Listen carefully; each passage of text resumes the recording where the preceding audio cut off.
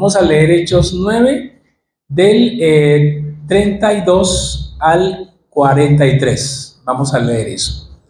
A manera de introducción, yo les quiero decir algo y es, si queremos resumir Hechos capítulo 9 del 32 al 43, si lo queremos resumir en una palabra, yo lo resumiría, la palabra es sanidad, ¿cierto? Yo resumiría ese texto en la palabra sanidad. Entonces vamos hoy a hablar de la sanidad. No es casualidad que hoy estemos orando específicamente por sanidad, ¿no?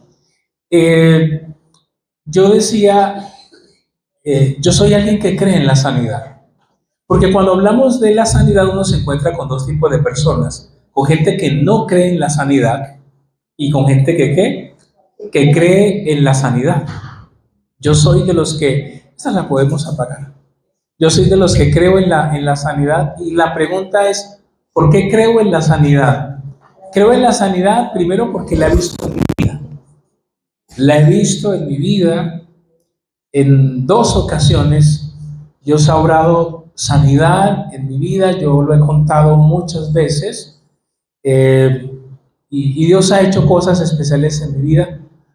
Pero alguien diría, bueno, pero es que eso es usted. Pero ahora el punto es, Dios ha hecho sanidad y he visto sanidad en otras personas. He visto cómo Dios ha sanado a personas. Entonces, cuando yo veo eso en mi vida, lo he visto en otros, lo vi, ustedes han escuchado muchos, lo que vimos en la vida de nuestra hija en su proceso de nacimiento. Y lo hemos visto en personas. Yo digo, la sanidad es real, aunque algunos dicen que ya Dios no nos sana. Ahora la pregunta es, ¿cómo queremos que Dios nos sane? ¿Cómo podemos activar eso? Es lo que vamos a ver hoy. Vamos entonces a abrir nuestras Biblias en Hechos capítulo 9. Hechos capítulo 9. Y le voy a pedir el favor que vamos a leer Hechos 9 desde el versículo 32. Hechos 9 es 32. Habíamos dejado a Pablo, lo mandamos para Tarso y Pablo está por allá en Tarso con la familia. Más adelante aparece Saulo. Por ahora, Saulo, que había generado muchos problemas, se fue ¿para dónde? Para Tarso. Está por allá. Estuvo en Arabia en el 23, regresó y si ustedes recuerdan el versículo 30 y 29, 30, los discípulos, los hermanos lo envían ¿a dónde? A Tarso, Cesarea y luego a Tarso. ¿Por qué? Porque es que a todos lo querían matar a Saulo. Y lo que le dicen es, Saulo, mejor piérdase de aquí. El lenguaje colombiano, piérdase aquí, porque usted lo quieren ¿qué? Lo quieren matar. Y Saulo, que no tiene la fama que luego va a tener, se va. Luego Saulo desaparece en el escenario, pero luego va a aparecer un personaje que es Pedro. El libro de los Hechos gravita entre Pedro y luego entre Saulo, que va a ser el gran protagonista. Hechos capítulo 9:32 dice, mientras Pedro viajaba por todas aquellas regiones, vino también a los santos que vivían en Lida. Allí encontró un hombre llamado Eneas, que había estado postrado en cama por 8 años, porque estaba paralítico. Y Pedro le dijo, Eneas, Jesucristo te sana. Levántate y haz tu cama. Y al instante se levantó. Todos los que vivían en Lida y en Sarón lo vieron y se convirtieron al Señor. Había entonces en Jope una discípula llamada Tabita, que traducido al griego es Dorcas. Esta mujer era rica en obras buenas y de caridad, que hacía continuamente. Y sucedió que en aquellos días se enfermó y murió. Y lavado su cuerpo lo pusieron en un aposento alto. Como Lida estaba cerca de Jope, los discípulos, al oír que Pedro estaba, le enviaron 2 hombres, rogándole, no tarde usted en venir a nosotros. Entonces Pedro se levantó y fue con ellos, y cuando llegó lo llevaron al aposento alto, y todas las viudas lo rodearon llorando y mostrando todas las túnicas y ropas que Dorcas solía hacer cuando estaba con ellas. Pero Pedro, haciendo salir a todos, se arrodilló y oró, y volviéndose al cadáver dijo, Tabita, levántate. Y ella abrió los ojos y al ver a Pedro se incorporó. Él le dio la mano y la levantó, y llamándole a los santos y a las viudas, la presentó viva. Esto se supo en todo Jope. Muchos creyeron en el Señor. Pedro se quedó en Jope muchos días con un tal Simón, que era curtidor. Vamos a sacar tres enseñanzas, o por lo menos tres enseñanzas de las que Dios habló a mi corazón en el contexto de la sanidad, en el contexto de lo que creemos Dios puede hacer en la vida de una persona. Hay dos milagros que aparecen en ese texto. Uno, el milagro de Eneas, que lleva 8 años y que vive en Lida. Y el otro milagro es el otro milagro de una mujer que servía mucho, llamada Tabita. Luego dicen Dorcas. Uno dice, igual los dos nombres son como raros, ¿no? Pero y traducido es Dorcas. Y ella servía mucho, dice que era una mujer muy generosa, pero también va a morir. Y en estos dos milagros el protagonista primero es el Señor Jesucristo, pero el vehículo es ¿quién? Es el apóstol Pedro. Tres enseñanzas y luego vamos a ir a la medular, que es el tema de cómo activar la sanidad a través de lo que Dios nos habla en la fe. Lo primero que encontramos cuando uno lee los primeros versículos del 32 al 35, vemos que Pedro llega donde Eneas, que lleva ¿cuántos años enfermo? 8 años. 8 años enfermo. Y Pedro llega y le dice algo que es clave en la sanidad. Pedro identifica el protagonista de la sanidad. Pedro le dice, Eneas, Jesucristo te sana. Y el primer punto que yo quiero que hoy nosotros recordemos, aunque es evidente del pasaje, es que quien sana, ¿quién es? Jesús. Los seres humanos simples somos instrumentos, pero quien sana es Jesús. Y eso es un punto clave si yo quiero ver la sanidad en mi vida. A veces se comete el error las personas de idolatrar a personas o a pastores. Y la verdad es que sencillamente una persona que Dios usa es un instrumento. Pero el punto de la sanidad, ¿quién es Jesús. Pedro le dice a Eneas, Jesucristo te sana.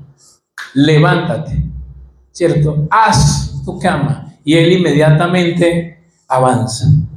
Cuando uno lee Lucas 4:18, uno tiene que entender de nuevo algo. Jesús va a tomar los rollos de aquel momento y dice Jesús, el Espíritu del Señor está sobre mí, por cuanto me ha ungido para predicar las buenas nuevas, para traer libertad a los cautivos, para liberar a los oprimidos. Y Jesús dice, hoy se ha cumplido esta escritura delante de ustedes. Jesús va a tomar el texto de Isaías, que es ese texto, y lo va a leer y va a decir, yo soy del que el libro está diciendo, yo soy el que sana.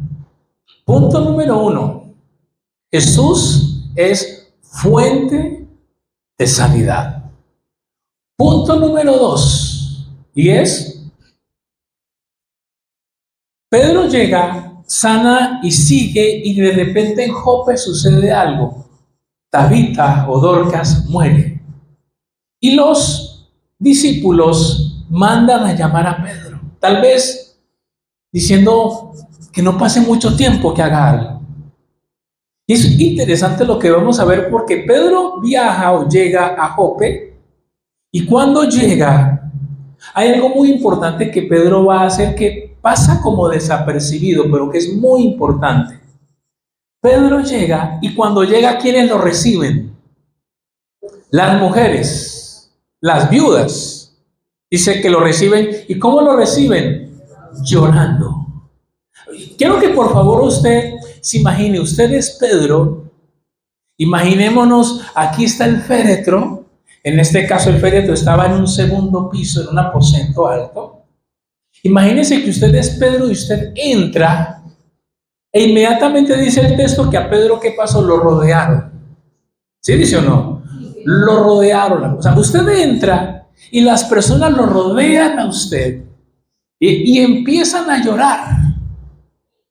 Y le dice a Pedro, mire lo que ella hacía. Porque dice que ella bordaba y hacía cosas. Y las mujeres están llorando, las personas están llorando. Uno diría que lo normal que uno haría era, no, tranquilos, todo va a estar bien. Pero aquí vamos a ver algo que es clave en el proceso de sanidad. Pedro hace algo totalmente extraño. ¿Qué hace? Ah, se me van, se me van. Tal vez no en este tono, no sé. Pero les dice, salgan. Yo no sé, ¿usted qué habría pensado si llega alguien? Dice, ay, estoy, váyase de aquí. ¿Usted qué haría? Pero ¿cómo así? Mire, qué duro, qué indolente. Pero Pedro va a hacer algo que él vio hacer a Jesús con una mujer parecido, ¿cierto? Cuando Jesús dice, Talita cumi. Claro, es algo similar. Pedro probablemente se cree que va a recordar lo que hizo Jesús. Él entra, empiezan a llorar. ¡Ah! ¡Ay, mire lo que ella hacía! Y Pedro dice que, le dice, no, salgan todos. Salgan. Jesús va a hacer algo similar. Solo que Pedro va a hacer y va a recordar ese momento específicamente. Y se los quiero regalar para que no nos perdamos.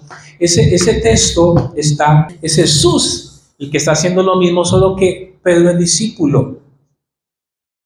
La joven que va a ser sanada es la hija de Jairo, que le dicen, mira, la hija del el que está en la sinagoga está enferma. Y cuando Jesús va en el camino, es que por ahí le sale la mujer que está enferma de flujo de sangre. Él la sana o ella es sanada por su fe. Él sigue y cuando llega ya Talita está muerta. Pero Jesús en ese texto va a hacer algo similar. Dice, lo saca a varios y solamente se queda con ¿quién? En ese texto, con los papás y con discípulos.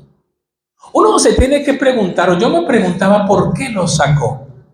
Porque en Hechos, en Marcos, Jesús saca a varios que cuando él llega le dicen ya es tarde.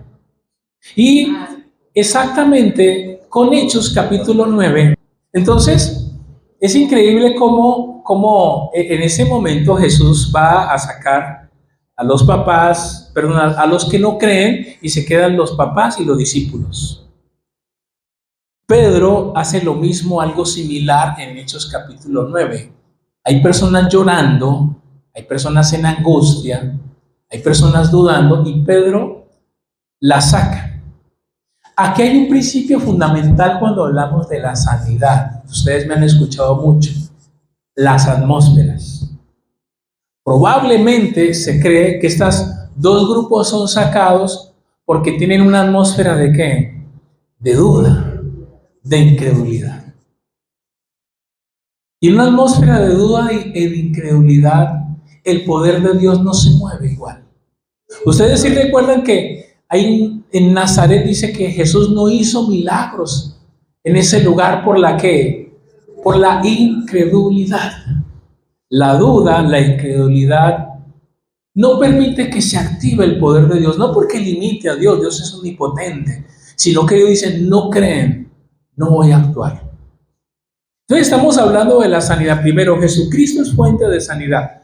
Dos, es importante para que se dé momentos de sanidad, saber que hay atmósferas de sanidad. En este caso, ¿qué hace Pedro? Saca a todos los que están allí dudando, en angustia. Usted se imagina, Señor, sana y otro, no, ya se murió.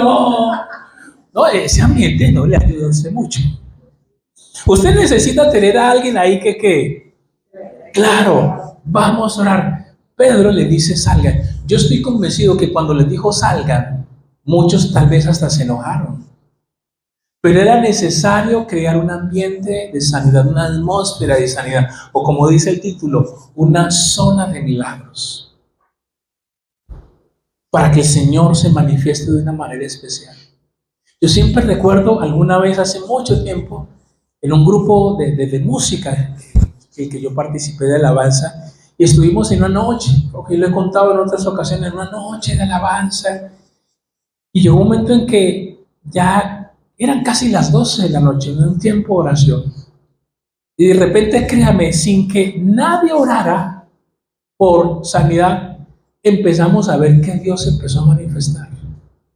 Y yo decía, ¿y por qué no empezó más temprano, no? ¿Por qué no empezó más temprano?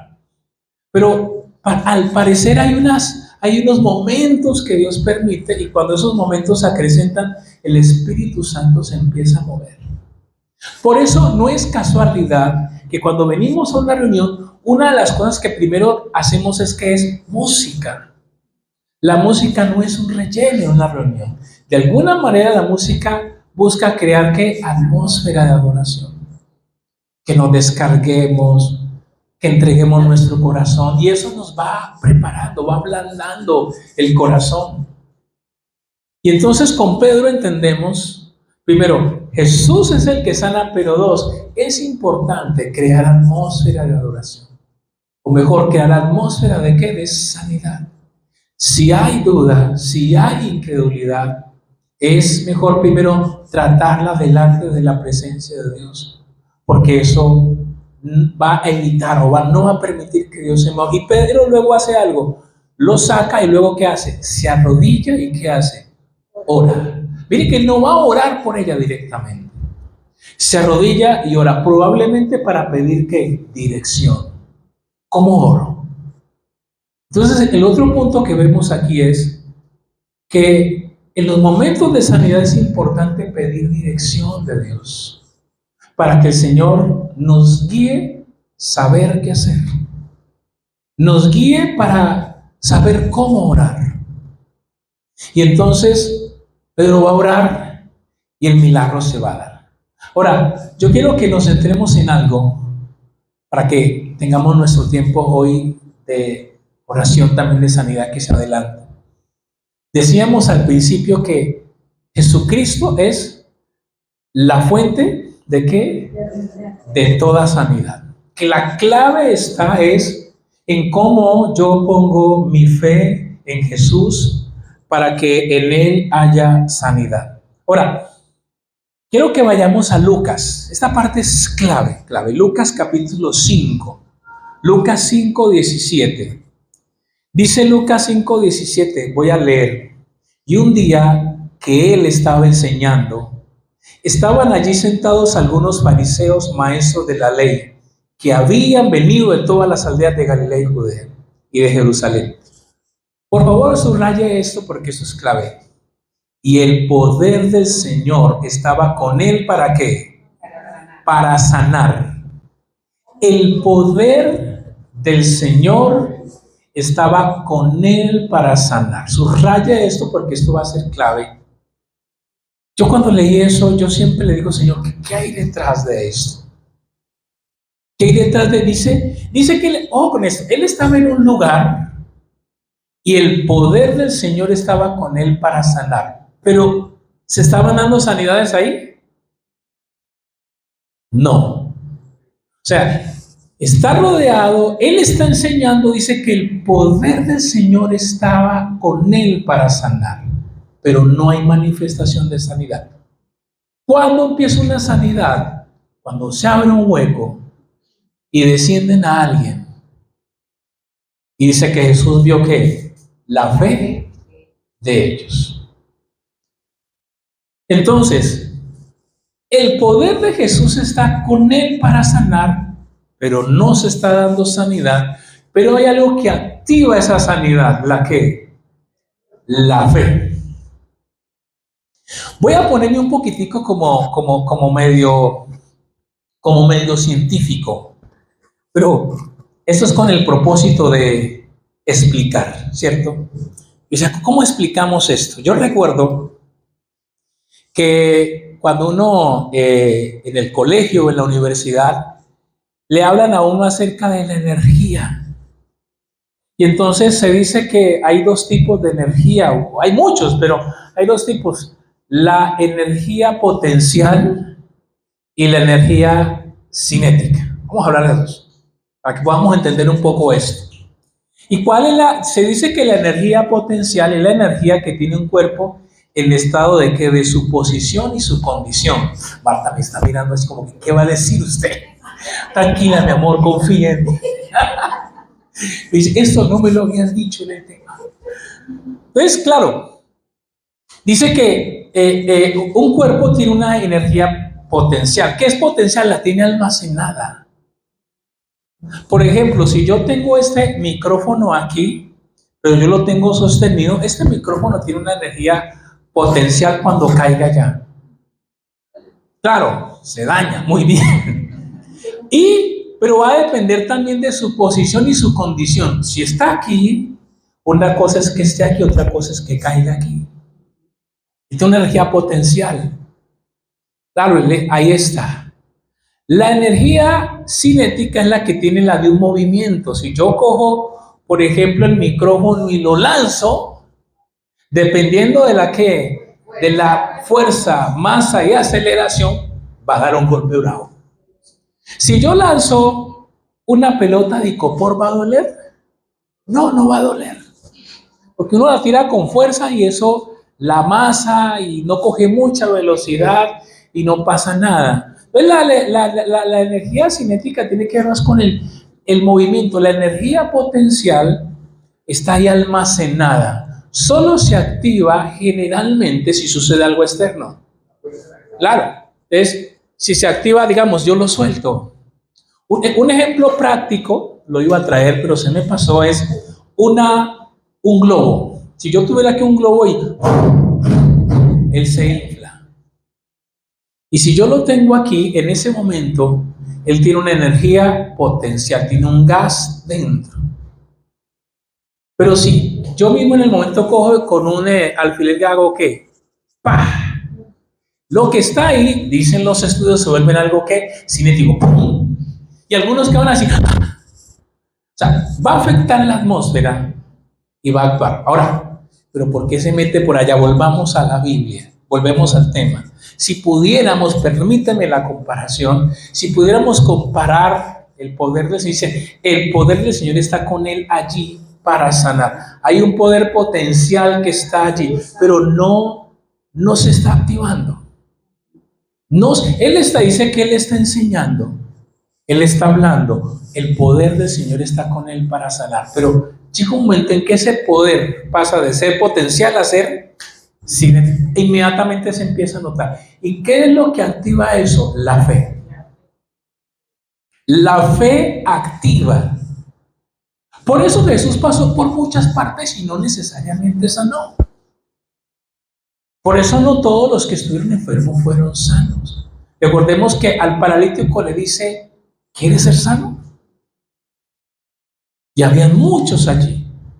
Y usted va a ver esa constante. Entonces, el punto cuál es, familia, y es, si usted y yo queremos ver sanidad en nuestra vida, ya sabemos que es en Jesús, pero ¿dónde está la clave? La fe. Entonces la pregunta que uno se tiene que hacer es, listo, si yo quiero ver milagros, sé que es en Cristo y sé que es el tema de la fe, entonces la pregunta que ustedes tienen que hacer es, ¿cómo aumento mi fe? ¿Cómo aumento mi fe? Para que ese poder que se active. Y por lo menos yo le quiero regalar 3 cosas que creo activan o aumentan la fe para que eso suceda. Dice, la fe viene por el oír la palabra de Dios. Entonces, si usted quiere aumentar su fe porque usted quiere ver milagros en su vida, el primer paso que va a aumentar su fe es, 1, oír la palabra de Dios. Entonces, usted oye y usted más avanza, más crece. Usted oye, ¿cierto? Usted oye, usted va creciendo en su fe. Usted necesita oír. Por eso las reuniones, por eso los momentos, usted necesita. Cada que usted oye, su fe aumenta. Entonces, usted necesita, 1, oír la palabra de Dios. 2, si usted quiere que su fe aumente, usted tiene que obedecer. Muchos textos, pero Deuteronomio 28:1 dice, acontecerá que si oyeres atentamente la voz de Dios para oír, guardar y poner por obra. ¿Y por qué obedecer? Mire, esto funciona así. Cuando usted obedece y usted ve el resultado de su obediencia, su fe, ¿qué pasa? Usted crece. Usted hace caso, usted ve el resultado, usted aumenta su fe. Dios dice tal cosa, usted lo hace, usted ve que eso se cumple lo que dice, usted crece más en su fe.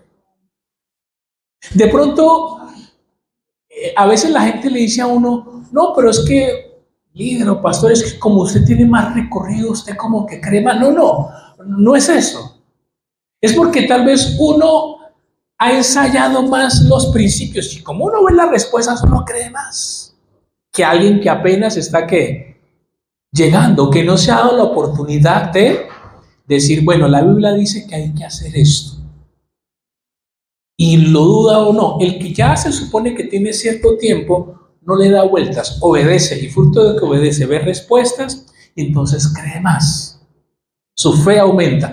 Y lo tercero que va a aumentar tu fe es innegablemente tu relación con Dios. Tu relación con Dios. Porque en la medida en que usted más, a mayor cercanía, usted más conoce. Probablemente, Ana va a confiar mucho más en nosotros que en una persona desconocida. ¿Por qué en parte o gran parte?